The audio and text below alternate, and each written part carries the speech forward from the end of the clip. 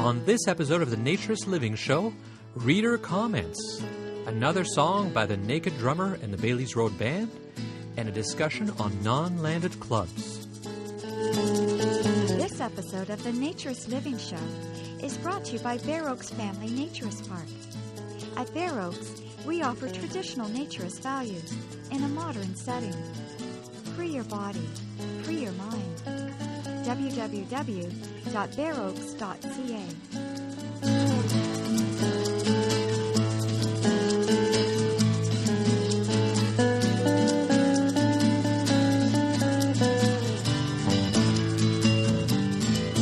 So I was very excited to get quite a few comments after the last show on why clothing optional isn't right. I was hoping to generate a fair bit of discussion out there, and to a certain extent it did, although mostly people seem to be in agreement, and so I didn't get a lot of people arguing with me. But we got quite a few comments, which I'd like to read and share with everybody. I was also very excited. I got our first audio comment. Anybody can call the voicemail at area code 253-369-9383 and record a message, and then I can play it on the air, and we can all hear everybody's comments. So Sherry Alexander, who's very active online in a lot of groups, had her comment, and here it is now. Regarding clothing optional versus nudist, a couple who I have known for over 20 years are members at Jim Navita in Alabama. They are friends of my husband and mine. He would not be able to visit there without his wife, and she never disrobes had it not been clothing optional. Jim Navita has been around for a very long time. I would much personally rather have the family unit than only half the unit or none at all. One lady I know took over 10 years to finally disrobe with her husband. Now she's the one who drags him to nudist events. We've known that couple personally and have gone out with them socially in the textile world. They've been friends for over 20 years as well. Another couple, she took 5 visits until she decided to keep a shirt on but unbuttoned it.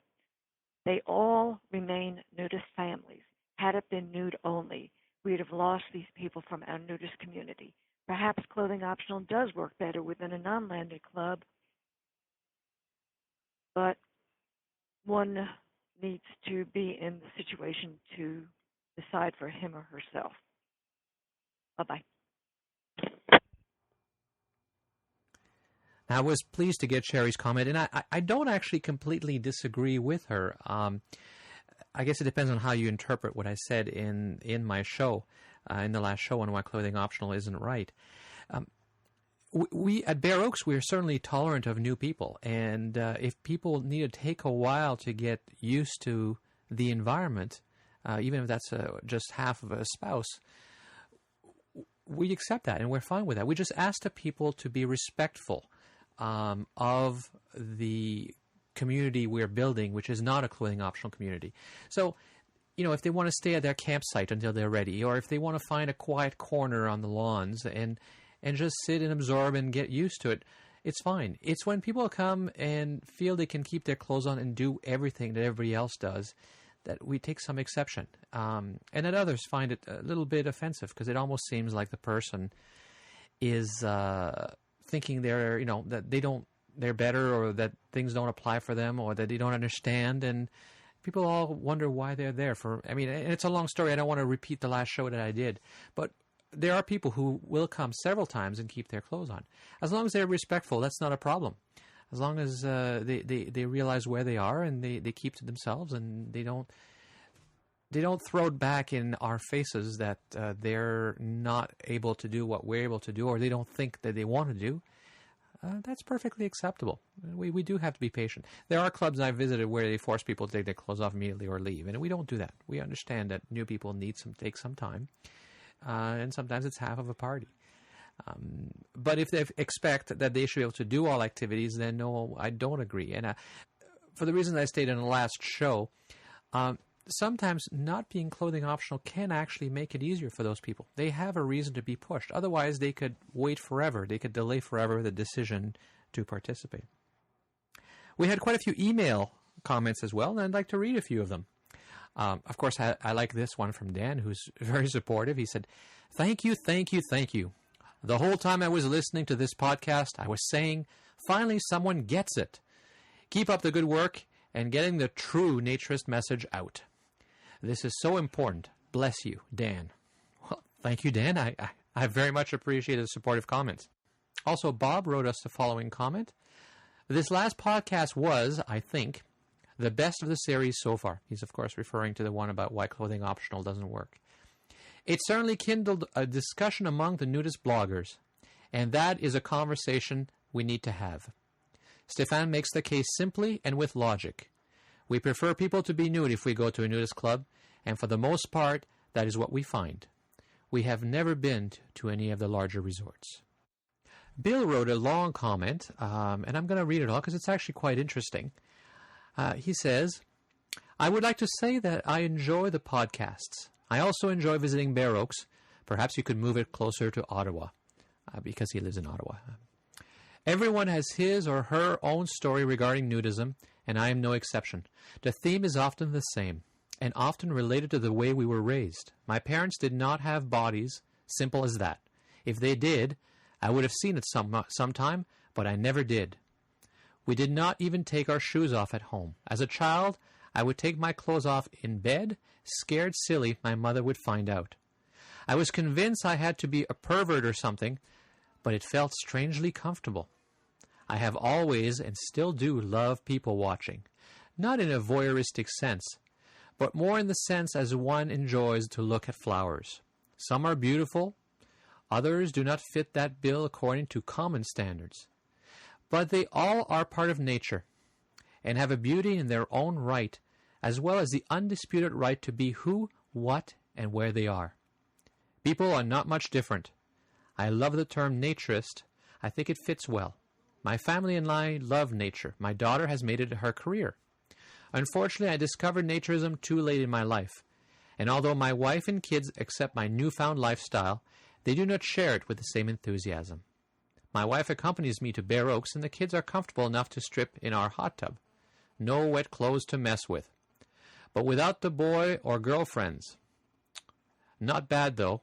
There is potential. I do agree, by the way, with a no clothing optional policy at Bear Oaks for many of the reasons mentioned in your blog. I would like to close with a little experience I think exemplifies a naturist attitude. I was leading a ride with my bike club on Sunday when we happened to pass a house where a lady was working in her garden. She was at least 300 pounds and wore a small gray bikini. I have to admit the combination was not the award-winning kind, but I internally cheered her for being comfortable enough to wear it in a public view. Anything less would have been illegal. The consensus of the group, who of course all saw it, was that there ought to be a law created quickly to prevent this sort of thing from happening. I asked what if she had been a voluptuous young blonde. Well, of course, that would have been a whole other matter. I am of the strong belief that both would have made me happy, seeing people comfortable with who they are and what they are. That is true beauty. Well, Bill, that's a fantastic comment. And it's interesting because Bill says his wife does not share his passion for naturism, but she enjoys coming to Bear Oaks. And I'm not sure from reading the message whether she just hangs out at the campsite or whether she actually does participate. But as we were saying earlier to Sherry's comment, we do tolerate that situation as long as people are respectful of where we are. Another very long comment came from Michael. Michael says, Stefan, read your recent podcast. Interesting that Bear Oak requires its office staff to be nude. In Florida, the only resort that I'm aware of that has the same requirement is Sunsport Gardens. Morley Schloss, principal owner, agrees with your philosophy and feels it doesn't set the right welcoming tone when you show up at a nudist resort and find everyone in the office is dressed. On the other hand, a few of the larger resorts here seem to have a mandatory dress policy for staff. 60 years ago, there were nudist resorts owned by nudists who were driven by naturist philosophy, wanted a place they could practice it, and were usually happy if they broke even. Membership grew by word of mouth, naturism remained a very isolated subculture, and that subculture had no place for provocative dress, or usually for any dress at all. Of course, There were those nude beauty contests that are passé today. In those 60 years, nudity has infiltrated the general U.S. culture, but of course in a very un-naturist way. A number of years ago, I showed a picture of Haulover Beach to a business associate, then about 27.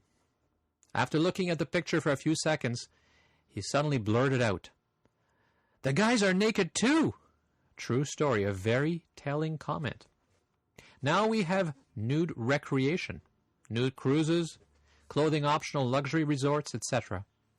Sometimes these new nude recreation offerings seem to be marketed less to traditional naturists than to those interested in a thrill, and even to swingers, and veer into a very non-naturist, sexually suggestive, adult-only atmosphere. Many of the financial backers here are not even nudists and couldn't care less about naturist principles.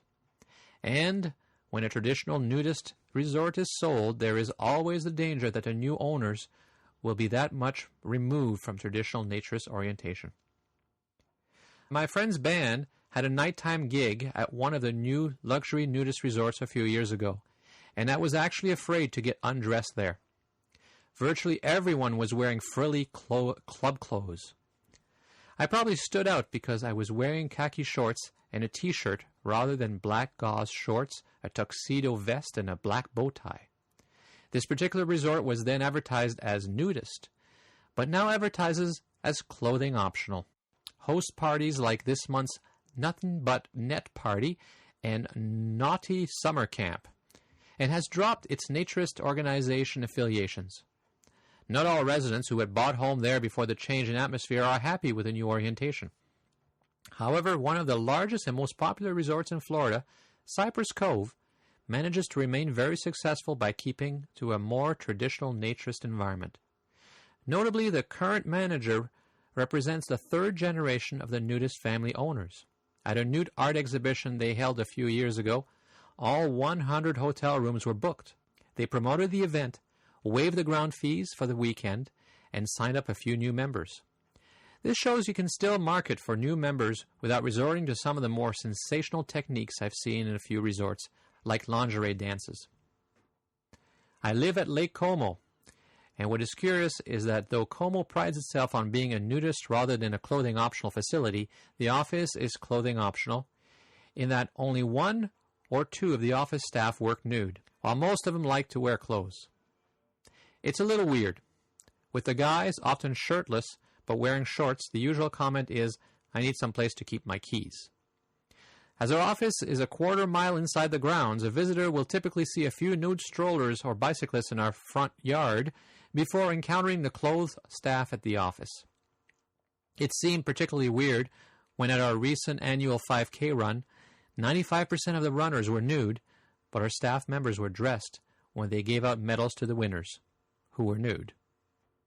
In spite of the rather strange, to me, choice of most of the office staff to dress, Como finds that the vast majority of residents and members nude most of the time. Since we're a cooperative with 100-plus resident stakeholders, it's unlikely we'll change our orientation anytime soon. Still, even a few of our shareholders question whether we've become too clothing optional. I drove by the Sunday horseshoe game, and out of a several dozen people playing, one woman was wearing shorts and one guy was wearing a t-shirt. It's hard to enforce mandatory nudity outside of the water. When our Florida residents get cold if it's below 70 degrees, while our Canadian visitors will sunbathe nude when it's 50 degrees in the winter. That's true. I certainly experienced that. I went to Haulover Beach one winter, and it was about 70 degrees and sunny. I thought it was wonderful. And I went swimming, and I enjoyed it, but I was alone on the beach, while native Floridians were walking around with winter jackets on, it seemed.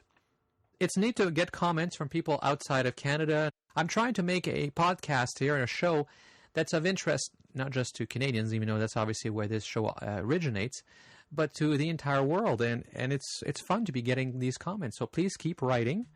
And don't forget to send us a voicemail if you want to talk. That's even better.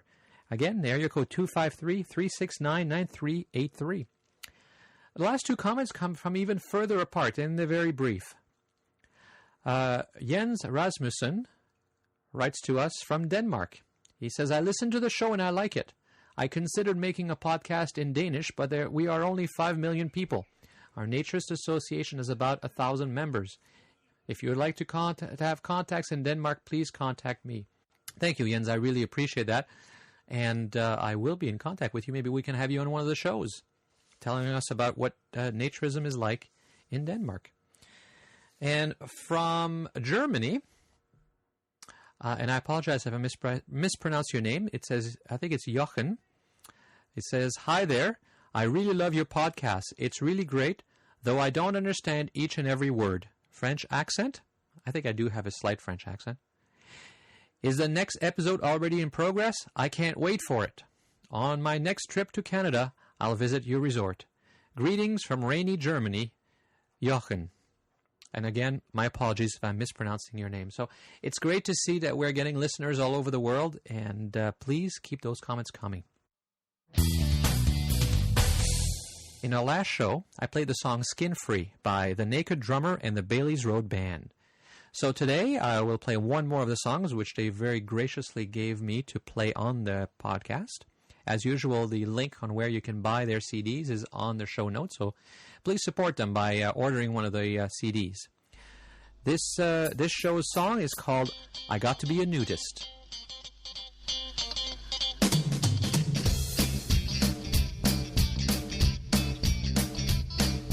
Living life free, it's the way to be. I'm living with nature. Who can't you see? Gotta be a nudist, I gotta be free. I gotta live my life how God made me. I gotta be a nudist, I gotta be free. Whatever people think, this is still me by the nudist. With people I meet down at the beach, we walk around naked with sand in our feet.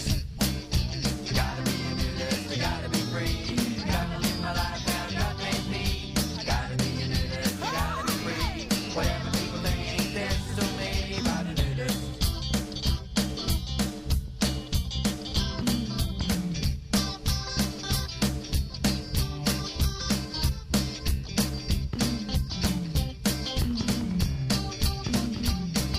Whenever I'm at home, I lock my front door.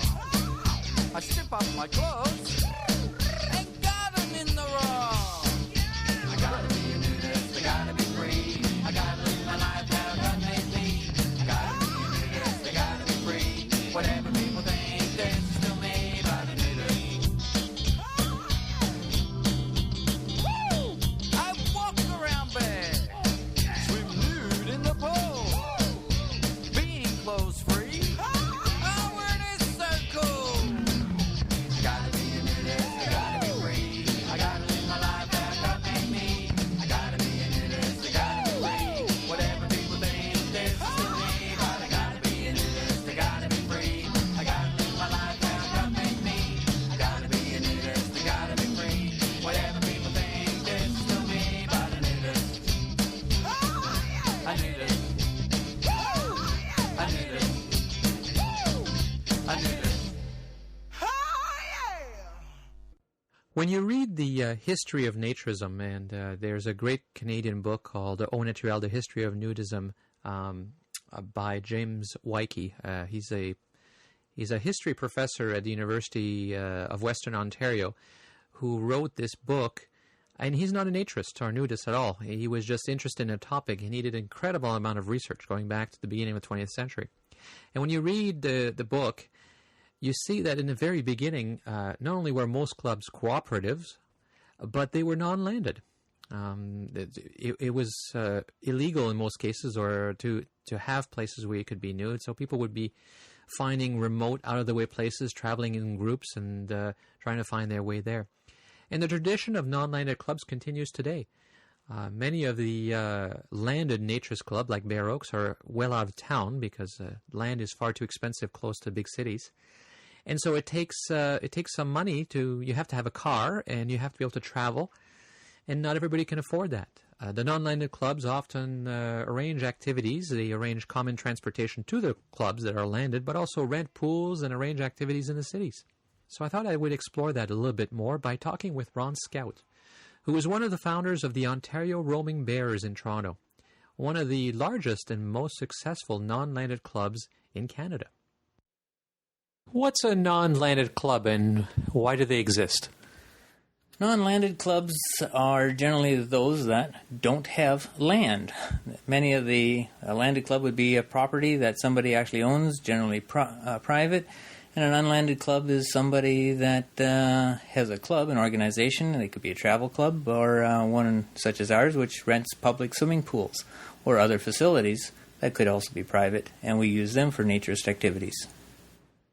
So you founded the Ontario Roaming Bears. Tell me about the club. What do they do? How long have they been around? Well, the club's been in existence for about 18 years now. It was started with a nucleus of people down on the beach where we kept getting together and saying, we need more than this beach because the beach is only good for about 3 months out of the year. And so we formed a nucleus of people and put together a club. We had some home parties, if you want to call it that, or home gatherings where we would just gather and watch a football game or a hockey game or something like that. And then that transpired into we need more than what we have, and we also wanted to share what we had. So we came up with a mandate of what the Ontario Roaming Bears would be. The Ontario Roaming Bears in Toronto basically said that it had to be on the local transit route so that those people that were within the city could get to the various club functions by local transit. In other words, you did not have to own a car. When we looked at the ramifications of a landed club versus a non-landed club and why even have an unlanded club, a lot of it came around to the fact of you can't always afford to be part of a landed club. Landed club memberships for annual memberships were extravagant for some people that lived in the city, as well as transportation to get to and from that landed club, because principally they've been well outside of the city by about 30 minutes or more. And then the other side of the landed club was also back when we were starting 15 years ago to 18 years ago, when all this was coming about, was that there was a general consensus that singles were not well liked, or you could go to the club for 3 visits and then you had to become a member. And there's all kinds of rules that were placed upon so many people that we said we didn't want to have that. You could come for 1 visit or you could become a member, and the membership fees were nominal, being about $30 to $40 a year. Then we came to a point where we were saying, well, for this membership, what are we giving our members? And the biggest cry was the fact that they needed a swimming pool. They wanted a place to go, and they wanted a place to go every month. And so Skippy, or Carmen Batchelor, who came to bat, and he went searching for pools, and it wasn't so much the search for a pool, it was the search for the correct kind of pool, because we needed to have a pool that didn't have large windows displayed to the public, the fact that there were people swimming in there nakedly. And so to find the pool was not the problem, as much as it was to find also the governing factor of the pool to allow us to go naked, if you could find one without windows. And for those that had the windows, could we tell them that we'll cover the windows if they allow us to use the pool? And Skippy actually did find one, and that was what set the Ontario Roaming Bears off to a great start. We were there for a while. We took a look at the pool, and we decided that this pool wasn't really family situated. It had a deep end, and its shallow end was like 3 feet. And so not too many kids aged 5 could really, 5 or less could really be in there. So we started looking for other pools, and then Skippy found one just in Vaughan or north of Toronto. It's still on the TTC route, and that's been our principal pool, which is the Dufferin Clark pool, for a good number of years. And it has everything from the diving board to the slide ride to the hot tub to the children's play area in the pool, which is a half foot deep or something like that. So it's ideal for families. And that's really what put the Ontario Roaming Bears on the map as far as a naturist club within Toronto. And again, anybody can get there. Price for admission is very reasonable, and the price for the TTC is very reasonable. Not only have we done just a regular swimming pool. Yes, we've had the wave pool in Richmond Hill. We've done that. We do that 3 times a year. But we've also done naked bowling. We've done laser quest. We've rented community centers for potluck dinners and so on like that. And we still have movie nights at people's homes, primarily Skippy's, because he has the big TV there. So, not only the swimming, but we're looking for other activities. But again, a lot of the times is if it's private, we have to sort of convince the private owner that what we're doing is legitimate and they're not going to get in trouble with the law. And or if it's the government people, it's the number of people they have to go through to get all of their approvals. So it gets to be a challenge at times, but it gets to be easier and easier as naturism becomes mainstream. We still hold true to the fact that all of our activities, or maybe I should say most of our activities, have to be on the public transit routes. If they're not, we do carpooling to the best of our extent to get as many members there. Something that we do, because between the landed clubs and the unlanded clubs, we found that a lot of times the Toronto Roaming Bears is also an introduction to the landed clubs nowadays, because we're welcomed at most of the landed clubs, if not all of them. I can't think of any that have refused us in a good number of years. And we'll bring our people there for family days or for some kind of scavenger hunts or something like that we'll do at the landed clubs. And through that, some of our members become dual members, where they'll stay members with us at the Roaming Bears, as well as they'll become members at the landed club, because they just liked what they saw and they said, hey, I don't have a problem getting up here. I have transportation, so let's join both. And so that's actually been a success, I think, as well. What advice would you have for somebody or a group of people who want to start their own travel non-landed club and then probably want to rent a city facility for a swim or something? If you're going to be starting a club, first of all, obviously you need a nucleus of people, and where you're going to obtain that would be, well, that's really up to you. In that sense, like I said, ours came from the beach because we just kept meeting at the same beach pretty much every weekend. I'm sure that there are other venues or avenues where people group together of like interests. Once you've established that, a mandate as to what you want to actually accomplish out of your landed or your unlanded club, what do you really want to offer as far as services go to your members? And then if those services are going to include such like a pool, the pools we rent are public pools. They're basically from Vaughan or from Richmond Hill. They're all city pools. And we found that by going to the pool administrator first to find out whether or not they were accepting of our idea, if they came across as saying, yeah, I have no problem with nudity in our pool, and make sure that you raise the idea of children, if children are going to be included. And if they, again, respond with a positive that, sure, I have no problems with family, so I wouldn't necessarily say we have children, but as much as I would say we have family, which may include younger children. If they're enthusiastic about it, they'll go to bat for you to get all the permissions that are required under the community bylaws, if there are any. And or some of them can just rent the pool themselves. One of the things you have to be prepared for in a pool rental, as I've said, is window coverings, because you cannot have access to or the public can't see from outside that you're having a nude swim. And so we've provided all of the window coverings at our expense, all except for the wave pool, which now have their own window coverings for other political reasons. But that would be the biggest thing, is finding the person on side with what you're doing. When we were looking for a community center to have our potluck dinners, that was, again, a bit of a challenge because we needed to find the coordinator at the community center that said, sure, no problem. And then they could go back to whoever it was they needed to say, yes, we can rent this to you, or no, we cannot. But getting the people on side is the biggest thing.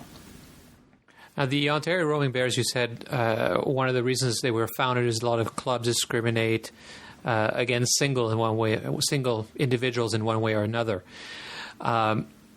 What are the pros and cons? Do you think that the clubs are wrong for discriminating or trying to maintain a gender balance?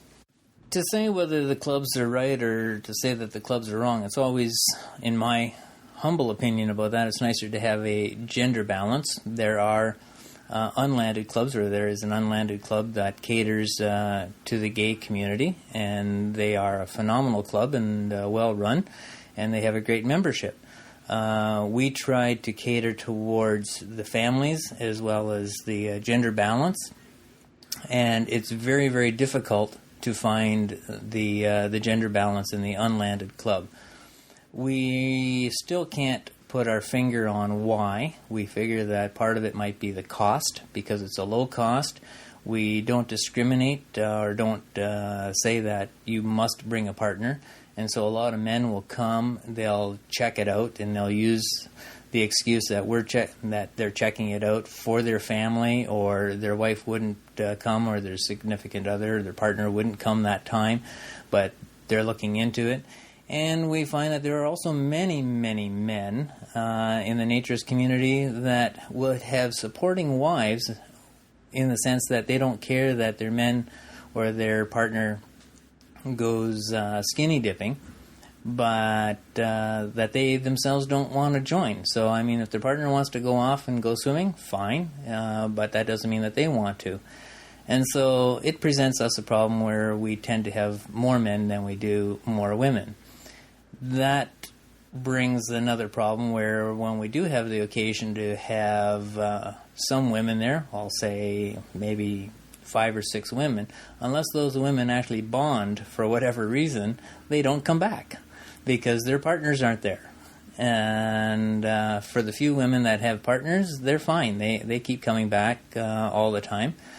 But generally speaking, I don't think for a landed club the discrimination thing is all that wrong. But for the unlanded club, if we had to rely on strictly gender balance, I don't think we could afford the public pools.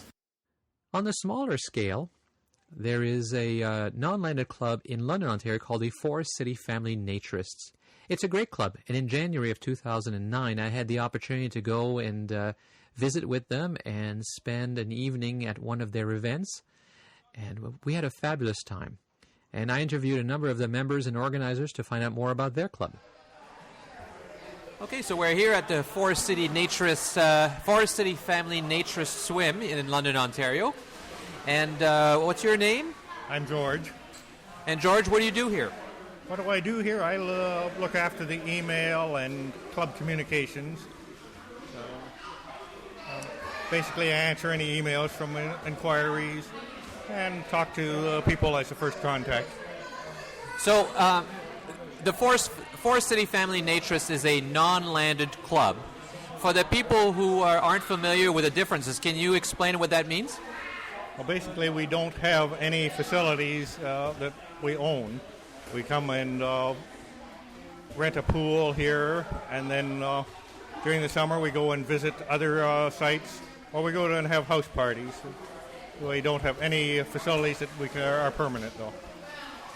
And how old is this club? How did it get started? Oh, this club will be, it's about 12 years old. It started as a subset of the Toronto Roaming Bears, and was the London Roaming Bears, and then about 10 years ago, they changed it over to Forest City Family Naturists to emphasize the family nature of the club. So who can join and how do they go about it? We invite any couples or families to join. We generally don't invite singles to come in simply because we don't want to destroy the gender balance here. Well, it's pretty full as it is tonight. It looks it's pretty full. Tonight's a good night, but this is probably only slightly above average. So I would say there's probably about 30 people or so today? Yeah, about 30, I would say. We have, I think, on the membership rolls, a little over 50. And what activities do you do? You rent the pool, how often? We rent the pool every twice a month. And then during the summer, we usually have some potlucks out at some of the the landed clubs. And as we did last night, we have house parties. And we'll sometimes go to the beach at Port Burwell during the summer. Not in this weather. Tell me about Port Burwell. What is that? What kind of beach is that? That is a beach that's just it's a privately owned beach that where nudity is allowed on. It's just past the limits of the Port Burwell Provincial Park. And it's privately owned, so is there a charge to get in? There's no charge to get in, but if you wanted to park in the provincial park, then you have to pay to get into the provincial park. If you can find yourself away without having to drive in, then you can do it for free. But it's a long walk. So we're here in the sauna at the Forest City Family Naturist. It's a lot quieter here. There's a pool, there's a sauna, there's a whirlpool. Everybody's having a grand time. And what's your name? Anne. And Anne, how long have you been a member of the Forest City Family Naturist? I think about 8 years, I believe. And what got you to join? What interested you in this? How did you get involved? Well, we used to go, well, before this we went to the resorts, and then we found out there was a club here, and our friends brought us here. And we really enjoyed coming in during the winter and having time to swim and feel free with no bathing suits. So you've been a member for a while. What would you say is it about this club that's special, that you really like? We're all very close. We're all become like one big family. We've all got to know each other, and we do things together, and we've really found some nice friends. And besides the, what do you participate? Do you come to the swims? What else do you do with the club? Well, we have house parties, and we have potlucks, and in between we, visit with the other families just on one-to-one and for family nights. And what about in the summer? Well, in the summer we always go to the beaches and to the different resorts and enjoy it. Sometimes we go as a big crowd. Sometimes it's only 2 or 3 families, and we always look forward to seeing everybody. So, George, if somebody's interested in joining the Forest City Family Naturist, how do they contact you? Well, the easiest way is to contact us on the web. It's www.fcn.ca/FCFN. And then once they're on the website, they can learn more about the club, and how should they contact you? There is an email address right on the website, and you can just activate from the website and go directly to our email. And what information should they send you in that email? I'd like to know a little bit about them, what their experience is with naturism, and... Want to start again? Yeah, you can keep talking. Okay. Yeah, we'd like to know what they know about naturism, if they've been somewhere before, and what they would like to get out of the club. Well, that's it for today's show. I hope you enjoyed it. As usual, remember, you can contact us at naturistliving@bareoaks.ca, or you can leave a message which I can play on air at area code 253-369-9383. Also, if any of you use iTunes, please go into iTunes and give us a review, not just on the individual episodes, but on the entire show. The more reviews we get, the more ratings we get, the higher we will show up in the search results. So please take a moment, go to your iTunes, find the show by searching for Naturist Living, and then just comment on the show and add some ratings for us. Thanks. This episode of the Naturist Living Show was brought to you by Bare Oaks Family Naturist Park. Traditional naturist values in a modern setting. Traditional values means that naturism is more than just taking your clothes off. It is a life philosophy with physical, psychological, environmental, social, and moral benefits. Bare Oaks Family Naturist Park strives to promote those naturist values in a modern setting that provides the amenities and services that our members and visitors expect. Free your body, free your mind. Learn more at www.bareoaks.ca.